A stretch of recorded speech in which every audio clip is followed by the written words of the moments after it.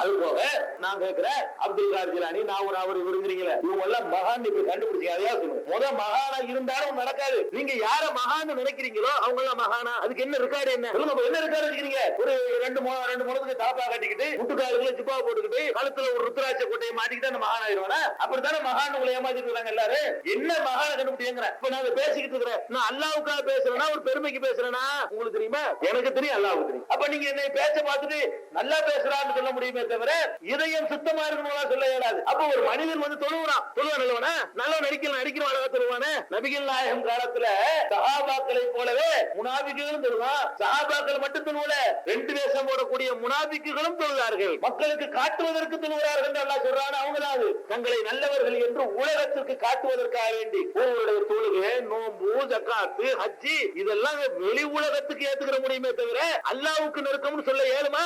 யாராலும் சொல்ல இயலாது. நபிகள் நாயகம் ஸல்லல்லாஹு அலைஹி வஸல்லம் காலத்துல ஜனாஸா தூக்கிட்டு போறாங்க, குழந்தை ஜனாஸா. அப்ப ஆயிஷா நாயகி சொல்றாங்க, இதோ சொர்க்கத்து சிட்டுக்குருவிகளில் ஒன்று போகிறதுங்கறாங்க. ரசூல் ஸல்லல்லாஹு அலைஹி வஸல்லம் சொன்னாங்க தெரியுமா? ஆயிஷாவே, அது என்ன ஜட்ஜ்மென்ட் அல்லாஹ் பண்ணுவான் அவனுக்கு தெரியும். நீ யாரு சொர்க்கத்து சிட்டுக்குருவின்னு சொல்ல? நீ யாருங்கறாங்க? பச்சை குழந்தைக்கு சொர்க்கத்து சிட்டுக்குருவி என்று சொல்லுகிற அதிகாரம் நபிகள் நாயகத்தினுடைய மனைவி ஆயிஷாவுக்கு இல்லை என்று சொன்னா நீங்க எங்க இருந்து இவர் மகான்பீங்க? நீங்க எல்லாம் முடிச்சிட்டு ஒருத்தர் மகான் ஆயிருவாரா? இப்ப யார சொல்லிட்டு இருக்கீங்க? மிருகத்த மகான்ங்கிறீங்க. பொட்டல் புதுருக்கு போங்க, அப்துல் காதர் ஜிலானி தர்கான்னு வச்சுக்கிறாங்க. எங்கடா கபர காணா? அவர் பாக்தாதுல இருந்து ஈராக் இருக்க சதாம் ஹுசைன் தலைநகரம் அங்க இருந்து புறப்பட்டு எங்க வந்துட்டாரா? பொட்டல் புதூர் தமிழ்நாடு தேடி வந்தான். தண்ணி இல்லாம இவ்வளவு நீண்ட இடையில தண்ணி கிடைக்கல அவருக்கு. அவர் வந்து ஒளி செஞ்ச இடம்னு ஒரு வச்சுக்கிறாங்க. அதை விட்டு சொல்லுங்க, அந்த தர்காவுடைய வாசல்ல ஒரு யானைக்கு பேரு மைதி பிச்சை.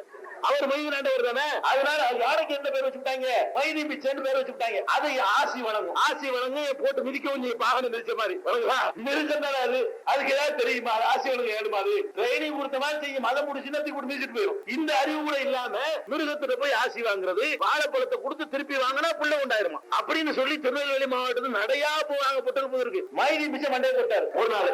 எங்க மைதி பிச்சை யானை நினைஞ்சிருச்சு, மண்டையை போட்டுருச்சு. என்ன பண்ணிட்டாங்க? அதை தூக்கிட்டு போய் அதுக்கு ஜனாசா தொழுகை நடத்தி, மனுஷனுக்கு தான் ஜனாசத்துல கேள்விப்பட்டிருக்கிறோம். நீங்க மிருகத்துக்கு ஜனாசத்துல நடத்தி அதுக்கு தரா கட்டி வச்சுக்கிறாங்க. இப்ப நீங்களே பார்க்கலாம், அல்லாஹ்வுடைய படைப்புகள்லயே மனிதன் தான் சிறந்த படைப்பு.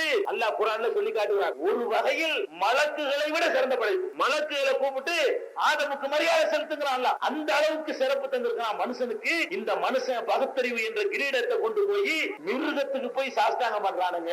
நீ யானைய மகான் ஆக்கினாலும் யாரையும் ஆக்கிருக்க மாட்டேன். அதனால அரக்கம் பண்ணால மகான் ஏத்துக்கிற முடியுமா? இவர் மகான் அவர் மகான் யார் சொன்னா? எங்க அப்பனும் உங்க அப்பனும் சொன்னாங்க. எந்த அப்பன்? நம்ம எப்படி யானை அவடியாங்கிறோமோ அவனும் பூனை அவடியான் இருப்பான். இதானுங்க வகியா வந்துருச்சு.